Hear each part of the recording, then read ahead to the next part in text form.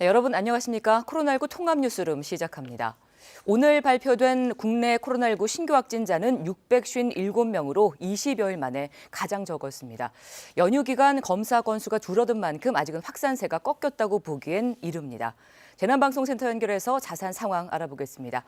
김민경 기자, 먼저 오늘 발표된 확진자 현황 정리해 주시죠. 네, 오늘 신규 확진자는 657명으로 23일 만에 600명대로 내려왔습니다. 위중증 환자가 6명 줄어든 대신 사망자는 늘어서 오늘도 20명 더 나왔는데요. 지금까지 누적 사망자는 962명으로 늘었습니다.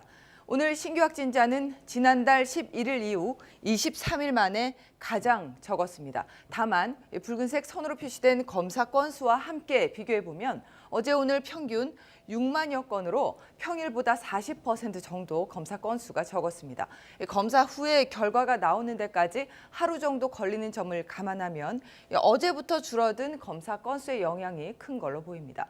확산세가 꺾였는지는 평일의 추이를 조금 더 지켜봐야 할 것 같습니다. 신규 확진자를 지역별로 보면 서울이 195명으로 연일 300명을 웃돌던 서울의 확진자 수가 크게 줄어든 모습이고요. 다만 경기가 201명이고 인천이 48명입니다. 여전히 수도권에서 국내 확진자의 70% 가까이 집중됐습니다. 강원도와 충북 그리고 광주 지역에서도 30명 안팎의 확진자가 나왔습니다. 주요 집단 감염 사례를 볼까요?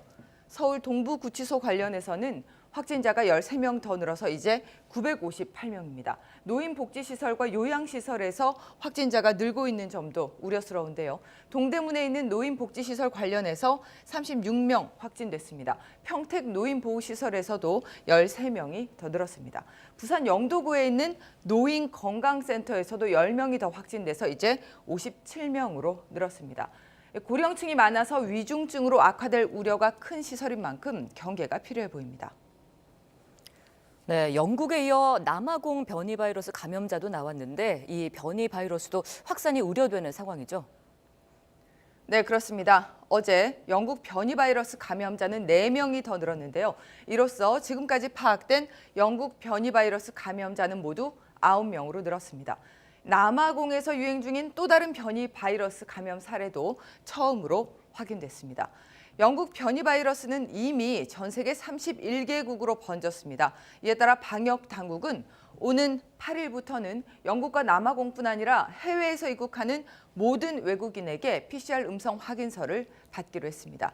또 당초 오늘까지였던 연말연시 방역 대책과 거리 두기 단계별 조치는 오는 17일까지 2주 더 연장됩니다. 특히 내일부터는 기존의 수도권에만 적용되던 5명 이상 모임 금지 조치가 전국으로 확대됩니다. 수도권의 임시 선별검사소도 연장 운행될 예정인데요.